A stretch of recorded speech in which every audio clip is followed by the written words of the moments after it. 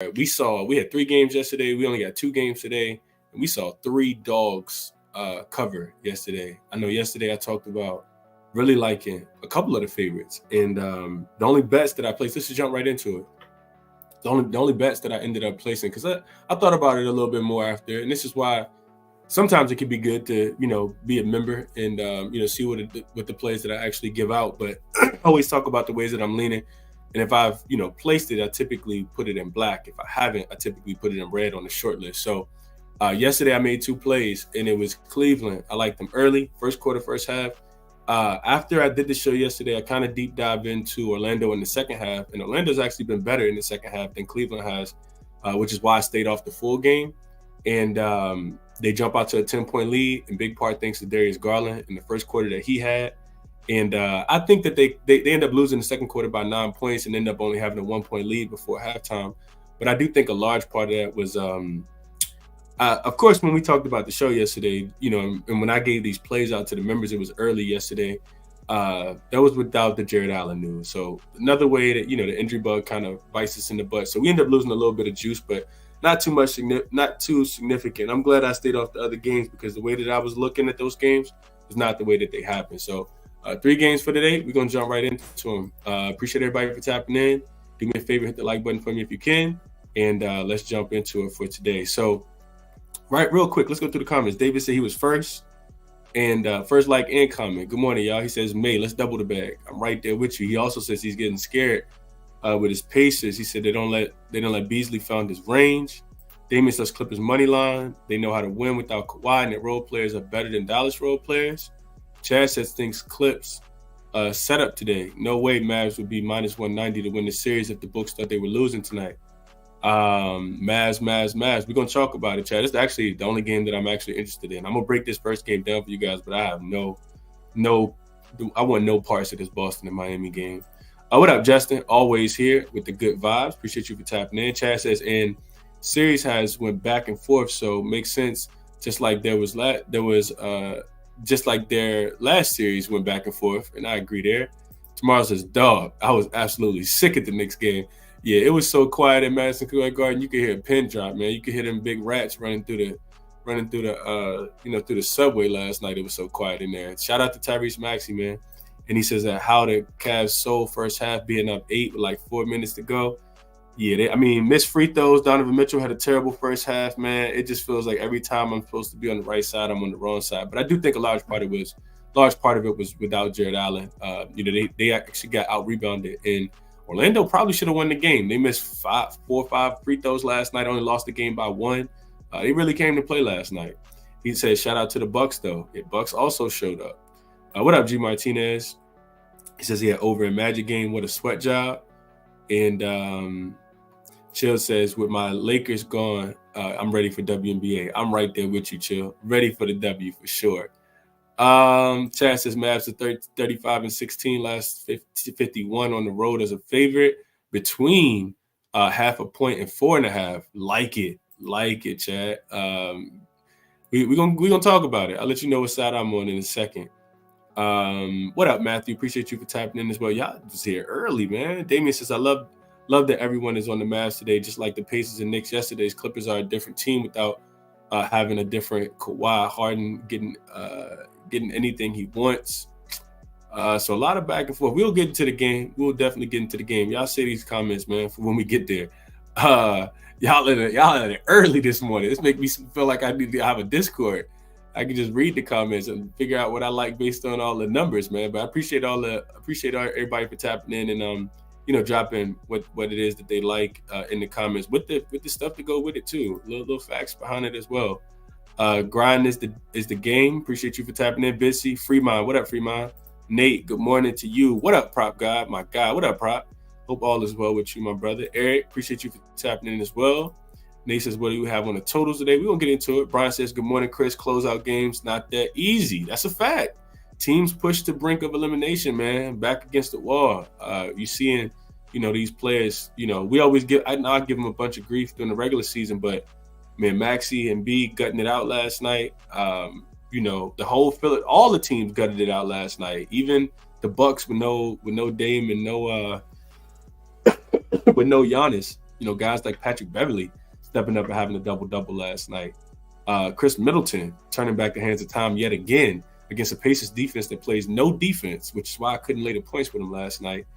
J Prop says, I know everybody tell my under 32 points on the B, but green is green. Glad you cashed it, man. Fremont says Bucks money line. Prop says Bucks in 7. Don't let us get one. SK says good luck on Mitchell, Chris. He didn't shoot great, but got the line to go over his points. Yeah, he said he was going to be much more aggressive, and a lot of betting these player props in the playoffs is, looking into the narratives and, bounce back. Zigzag with the players, zigzag with the team. So let's get into it for today, man. First game up. I'm going to just write this. Give me a second. I'm going to write this time down real quick so I know where to start at. So first game up, we got the Miami Heat and the Boston Celtics. Celtics looking to close out tonight. Pretty sure they do not want to go back to Miami. We saw what they were able to do in game 2 and game 3 and game 4, not game 2. So I did bring a couple things up because I think yesterday I got some really good feedback on, just kind of having these things present so you guys can see them on the screen. So I did it again for you guys. Hopefully it's helpful. But let me know if it's helpful. If you guys think it's helpful to, see these graphics, let me know. And I'll try to keep creating those. It don't take long. So up top, you guys see Celtics wins, right? So these are the games that the Celtics won or the Miami Heat lost. So this is the query for the Miami Heat lost, but this is the Celtics win. So you can see that in the wins that the Miami Heat have, in the wins that the Celtics have gotten, they are 3-0 straight up and against the spread. They're winning by an average of 18 points per contest, and all 3 of the games have actually gone under the total.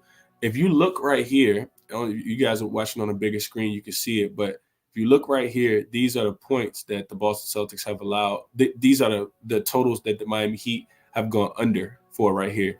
So even with their low totals, they went under in game 3.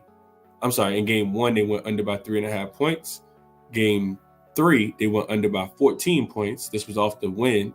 And then game 4, they went under the team total by 9 as well. So their totals for the full series, you guys can see them right here, 94, 84, and 88 points. The only win that they had, this was the game, remember, they shot the three-point ball really, really well. They hit 23 threes, 23 of their 43 threes, I think it was, shot 53.5%. So you're really banking on that, man. And we got to talk about injuries. There's no Porzingis in this game, right? So how does he impact, the Boston Celtics? He only played, I think it was like 5 or 6 minutes in game number 3 before he left with that non-contact calf injury. And he does have the same injury that Giannis has. So the Celtics should, like in theory, you would think that the Celtics want to come out here, get this game over with so that they don't have to travel back and, Porzingis can continue to rest. Because you don't want to find yourself in in a matchup with the Heat where you're not able to close them out and got to, put extra strain on your body to play extra games, because that is when injuries can happen. So do the Celtics kind of take care of business? They could take care of business and still not cover their spread as well, right? We also know something about the Miami Heat. They are still they still haven't won a game yet this season as a home dog, right? I think that was one of the reasons why I was on Boston in game number 3, and then for them to bounce back. I think we took them first half, but you look at the Heat this season, as a home dog, they are 0-12 straight up, 1-11 against the spread, the Miami Heat. Now, if you look at them on the road as a dog, something totally different. And I do got to mention this as well. Jaime Jaquez Jr. is out in this game. He left game 4 with a hip injury, and he didn't even travel to Boston today. So I think that's something else to take into consideration. Now, as bad as the Miami Heat have been at, as a home dog, on the road, they've actually been a little bit better. 16-9-1, a lot better, 64%.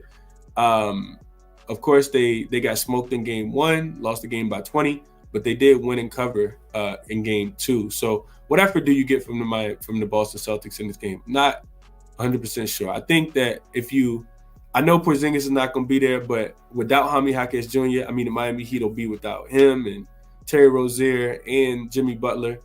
Granted, they play a lot better on the road, but I think Boston, I don't think they play around here. I'm not playing the full game spread, but my endorsement for this game would be in the first half, because Boston is the best first half team.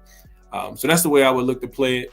Let's see what you guys are saying in the chat real quick in this one.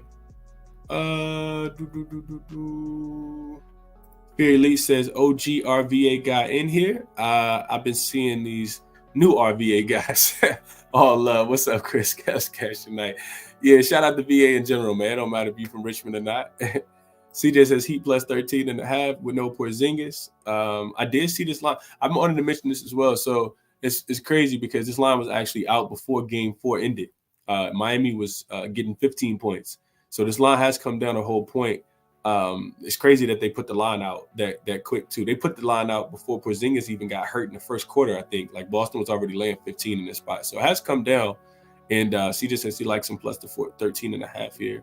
He says best bet, Mavs money line. We're going to get into that game in a second. Try to go in order. He says, bro, first half should have hit and Pacers couldn't hit anything. Yeah, they got outplayed, thoroughly outplayed last night.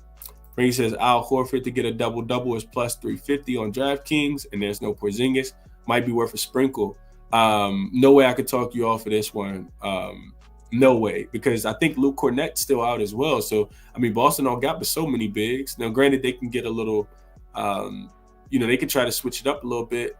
But Bam has been killing them, right? Like Bam had 24 points, I think, and 17 rebounds in Game 4. So you're still going to need somebody out there to slow down Bam. It's not like the Miami Heat's just going to roll over and let you win either. So I couldn't disagree with this one at all, Frankie. What up, Moneyline Mills? What up, Keith? Says, bro, your work is appreciated. If people don't appreciate the work, they in the wrong business. I would hope so, man. I would definitely hope so. Joseph says, new to the show, caught you on Jay Money Show. Like your work, bro. I appreciate this, Joseph. And shout out to my guy, Jay, man. Hope all is well with Jay. Love Jay, man. Jay, one of the GOATs, man. I love Jay. He says, crazy that these teams could have closed out and NBA wouldn't have a game on Thursday. There's 2 games now. That's a fact. Peasy, as always, top of the morning, my brother. I hope everything is well with you. Let's see what tomorrow got. He says teams down 1-3 as road dogs of 13 points or more are 5-0 against the spread. Last time this happened, last year, the Celtics versus the Hawks. Hawks won outright. Wow. Damn, I didn't even look into that tomorrow. Good find here. This says to take the Heat, that they cover the game. Probably don't win, but it says to take the Heat plus the points, and I couldn't talk you off tomorrow. I'm not laying 14 points with the Celtics, especially off back-to-back wins. Chad says got to look at Martin threes and points and Jovic PRAs. I agree with this, Chad. He says, with Hami Hakes out, they will have to get points somewhere. And I no way I could disagree with this. Definitely agree with that. Tomorrow says 4 of those 5-0 ATS were in round 1 as well. Damn, that's a hell of a find. Tomorrow, real quick, let's read that again. He says so teams looking to avoid a sweep as road dogs of 13 points or more, 5-0 against the spread. And it happened last year with the Celtics versus the Hawks. Damn, that's a good find. PZ likes the Heat plus 13.5 here. Bissy says going with Boston first quarter minus the 3.5. Shout out to you, Chris, for putting me on to that trend. Big number, but Celtics want to get it out quick. Yeah, I think we're going to find out if Boston got that killer instinct, right? We saw this yesterday. These teams that are down, they have not quit. Have not quit at all. And if I think, if I know anything about this Heat culture, it's that they won't quit as well. So you guys kind of talking me into that plus 14. I think it's some 14s out there. I think you guys are kind of talking me into a plus 14 as well. Let me check and see what the best number is real quick. Oh yeah, I see 14s all across the board. So I think it's the way I would play it too. Damien says, I don't want nothing to do with this game. Size, totals, nothing. Missing players, changes game plan. Too much adjustments on both ends. I'll just watch. And that's how I kind of thought about the game when I was coming into it, Damien. Like, no Porzingis, no Hami Hakes Jr., but I'm not laying 14 with the Celtics here. Let's see. What up, Fahrenheit? Appreciate you for tapping in as well, my brother. Gabe says, first time watching your show. Been watching you on Jay, Ronald, and Cal's show. Love your work. Appreciate that, Gabe. They're my guys, man. Shout out to Cal. Shout out to RC. Definitely shout out to Jay. Brian says Heat minus 13.5, just too many points. I think he means plus 13.5 here. Fahrenheit says he's taking the Celtics first half team total over 54.5. He says he's cashed 3 of the last 4 games. and 60 of 61 first half, 60 and 61 first half points last two versus Miami at home. I couldn't talk you off. Porzingis, I was looking at Porzingis' numbers. He have actually come down a lot in the first round as well. I mean, kind of makes sense because Bam is one of the better defenders in the league.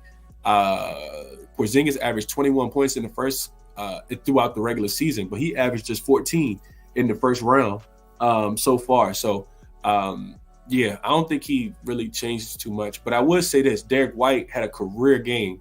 You gotta expect some regression coming from Derek White. Eric Spoelstra, without Porzingis being out there, Spoelstra will have a game plan because now this Celtics team looks a little bit more like the Celtics team from last year that they lost to. And granted, there's no Jimmy Butler, there's no Jaime Jaquez, but without Porzingis out there to stretch the floor, pretty sure he's shooting the three-point ball a little bit better than Al Horford. Even though Al Horford can stretch the floor as well, you would think that Spoelstra got one last trick up his sleeve without Porzingis being out there. So we'll see how it goes. Let's see. I agree with this. Gabe says this series is so frustrating to bet on, and I could absolutely agree with that. It's been Celtics first half for me and unders, and this total's come down a tad bit too much, but 199.5 is kind of, well, it's up to 200 and a half at some spots, but consensus look like it's about 200 right now. And Jamie says, yeah, Chris, let's pass this game, man. Pass on this one. And Big Mouth Rob says he doesn't rap. Let's be real. Yeah, I'm not saying that they win. I just think 14 is too many points. Last comment before we move on to the next game. Chad says realistically, letdown would have been on the road in Game 4. I think Miami is just down too many guys. Really showed Game 3 and Game 4. Now they're down another guy. Just don't see it. Yeah, and I would say the same thing, Chad, about Porzingis, not being available for the Celtics in this spot. He's always gonna compete, man. And if it's a team that's a dog, and for whatever reason on the road where, they actually stole a game, I think the 14 is tad bit too much, even though when the Celtics have won, you guys can see it right here on the screen. Hold on, let me make sure you guys can see it. You guys can see it right here on the screen. When the Celtics have won, you see this sum number right here. This is how much they've won by. They won by 20, 20, and 14. So Game 4 was a 14-point win, and 14 today will be a push. So, yeah, just some things to think about. All right, let's go on to. I think this was let's go on to the next game. The game I actually do got a bet on. Mavs and the Clippers. So Clippers back at the crib, back at Crypto. They are getting 3 points. This line actually opened with them getting 1 point. Mavs were a 1 point road favorite, and this total opened at 210.5. You see it all the way down. It was down to 207 this morning when I made the graphic. It's back up to 208. It looks like it's the consensus, but you can find some 207.5 depending on how you want to play it. This was a game. So start with the injury report first. Tim Hardaway Jr. did miss Game 1, Game 2, Game 3, and Game 4. Well, he played in the first couple, and then he, of course, ended up getting injured. I think it was in Game 2. And he missed Game 3 and Game 4. He's already been ruled out, even though he did do some on-the-court stuff yesterday. And Kawhi Leonard, of course, is out as well. So first thing I want to jump into is Kawhi Leonard, right? So I got this graphic because I wanted you guys to kind of see this. So this is Kawhi in, and you might have to zoom in a little bit, but screenshot it, whatever helps you to see it better, if you really, if you care. But Kawhi in is up top, and Kawhi out is down here at the bottom. So this is the clearly the reason why I wanted to show this is because the Mavs are playing much better basketball. The Clippers are playing much better basketball without Kawhi in. So up here, right, just for people who may be new, let me just make sure you guys can see this. So up here, for people who may be new, this differential right here is points scored versus this is like a point differential. So the Mavs went in and this is possessions right here. So 112 possessions the Mavs have played with Kawhi in, and they are minus almost 12 points in those 112 possessions. They're losing those possessions by 11.8 points per 100 possessions. And you can see their offensive numbers right here, only averaging 100 points per 100 possessions with Kawhi Leonard in. Effective field goal percentage is below 50%, which is terrible. You see the turnover rate is super high at 15%, which puts them in the 20th percentile. And not doing the greatest job of offensive rebounding the ball, not getting to the free throw line. And this is their defensive numbers. Defense has still been pretty solid, but they are giving up 112, almost 112 points per 100 possessions without Kawhi in, not forcing any turnovers. So I say all that, and then let's go to the bottom, right? So follow this arrow and come down here. Now we look at without Kawhi, a +4 in point differential. Points scored per 100 possessions, they're getting up 116. So offense has been 16 points better per 100 possessions without Kawhi. Effective field goal percentage goes up. Pretty much everything, right? Turnover rate stays about the same. Not getting as many offensive rebounds. And this is across 245 possessions so far this season. Now, lastly, we come over here, we look at the defensive numbers, right? So without Kawhi on the floor, defense has been about the same. 112 with Kawhi off on the floor, 112 without Kawhi on the floor as well. These numbers have all kind of stayed the same. The reason why I point this out is because the Kawhi will not be a part of this game today, and it kind of makes you think, like, do the Clippers have their number? I don't think so. I do not think so at all. So next I got up, and this is the series overall, right? This is from the Mavs perspective, but the series is 2-2 straight up and against the spread. You see that the over-under is 3-1 so far, and these games have been super close, right? So overall, look at this, 101-102 in the 4 games so far.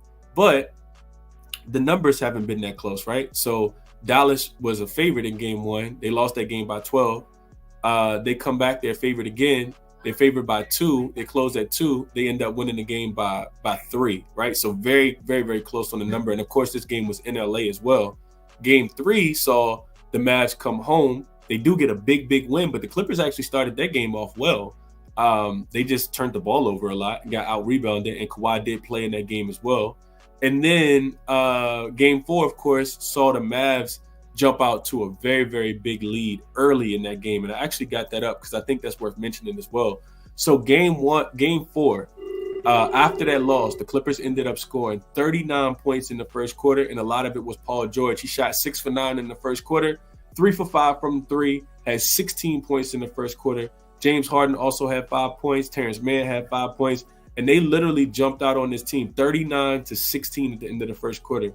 And that's where I want to go with this game. Because after that, Dallas was down such a big margin. 23 points is a lot to fight back from, but they did.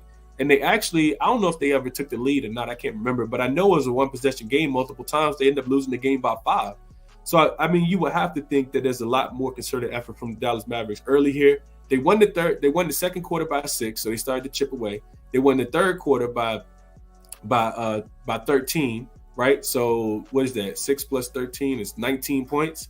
So they are plus 19 in the second quarter and the third quarter.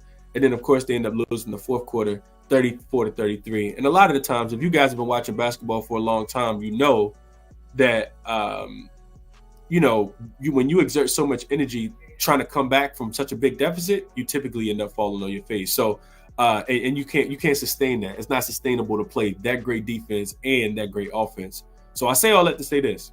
I'm on the Clippers here. I'm not touching the spread, but I couldn't talk anybody off.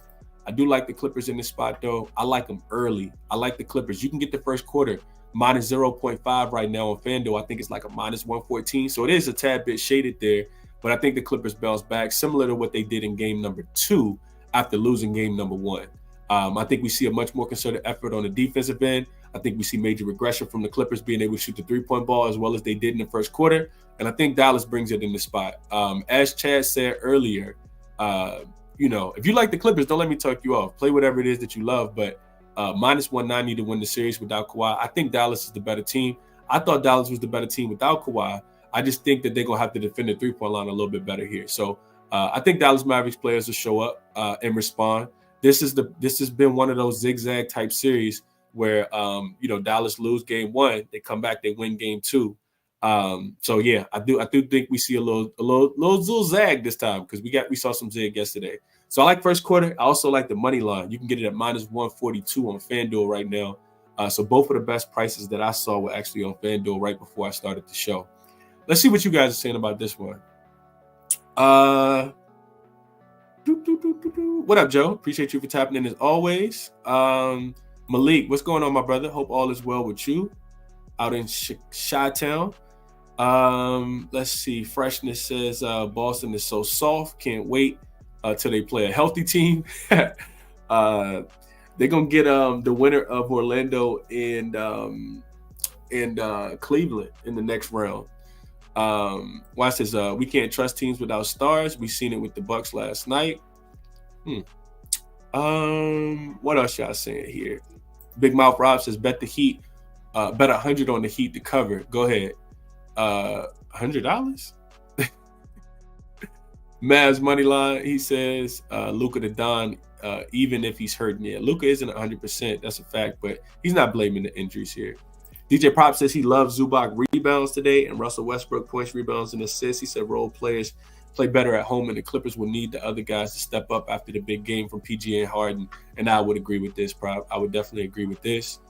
Big Mouth Rob says Clippers beat the Nuggets. I'm not sure where that comment is coming from. SK likes Kyrie, to continue to have another big game. Kyrie kind of put him on his back when Luka was struggling in game 4. He says Kyrie over his 30.5 points and rebounds. Luka knee means Kawhi has to take over, I think, especially in the clutch. And Clippers can't stop him 45 minutes into the game. I agree with this comment.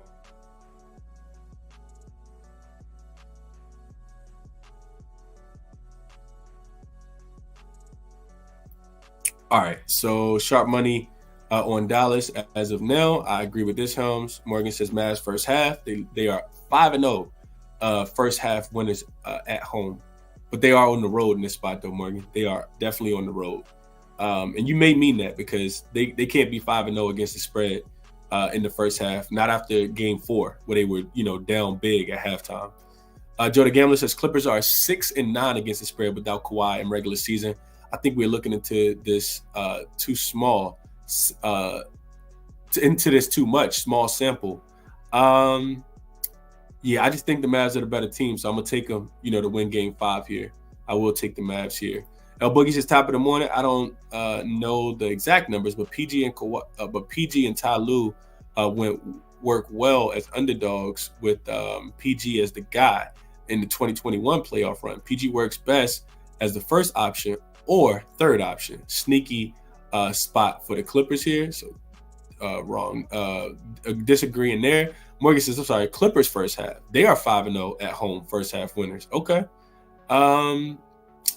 Yeah, I would disagree with that one this time, though, Morgan. Definitely on the opposite side there. But I didn't play the first half, though. Kawhi slows the team down because he needs to touch the ball too much. I can see that. Fahrenheit likes Harden 21 points at -154 on FanDuel. He said cash lasts 4. No Kawhi, obviously. That makes sense.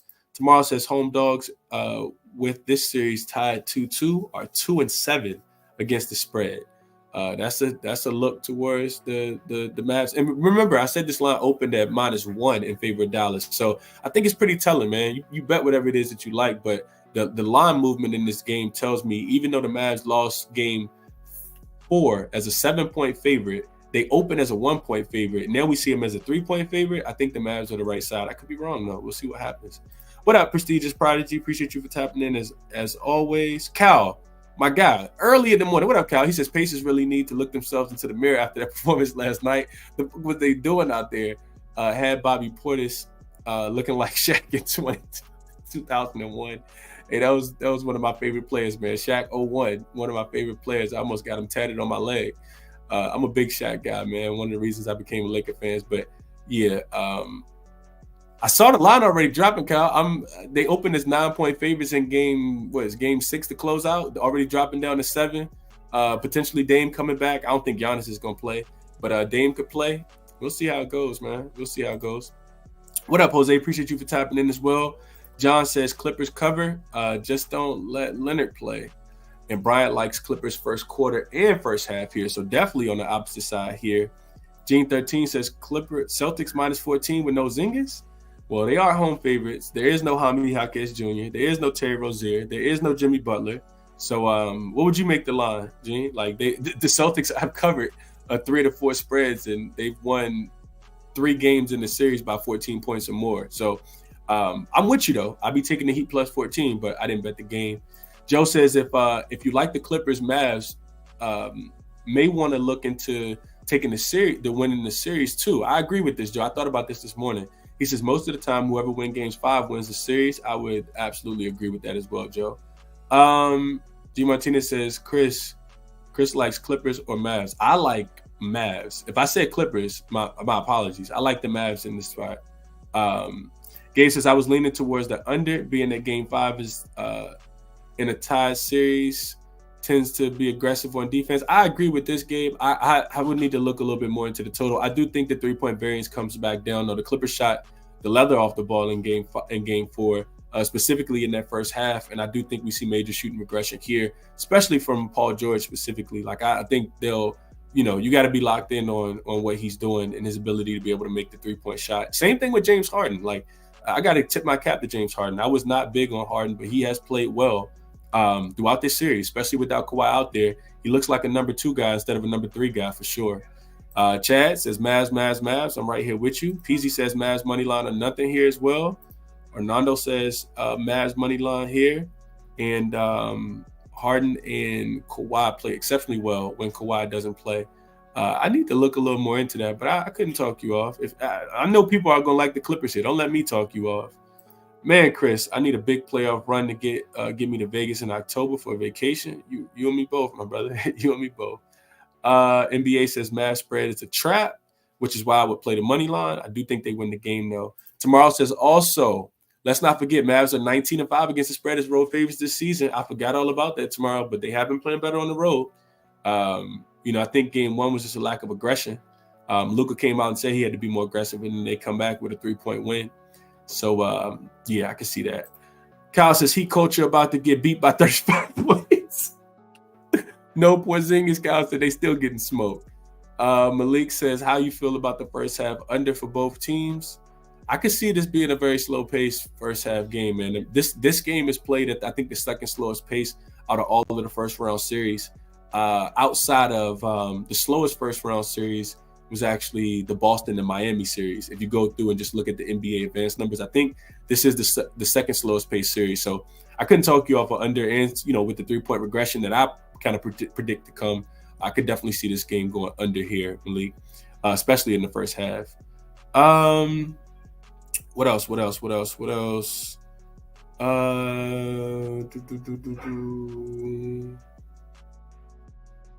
Kyle says he had the Sixers in that game +4 and the money line. He did. Kyle definitely called it yesterday. I was ready to ride them off.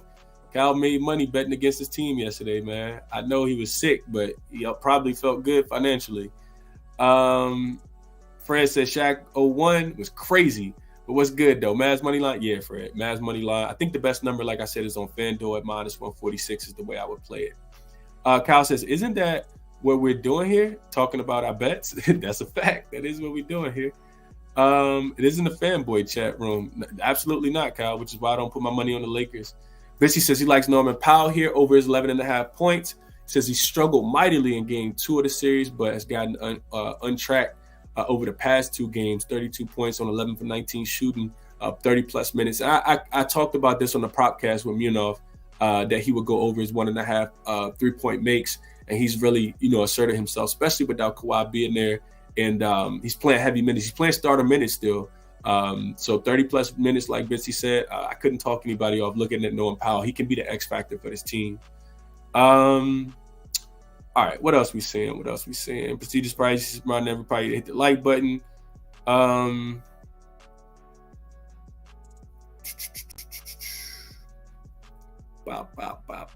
What else?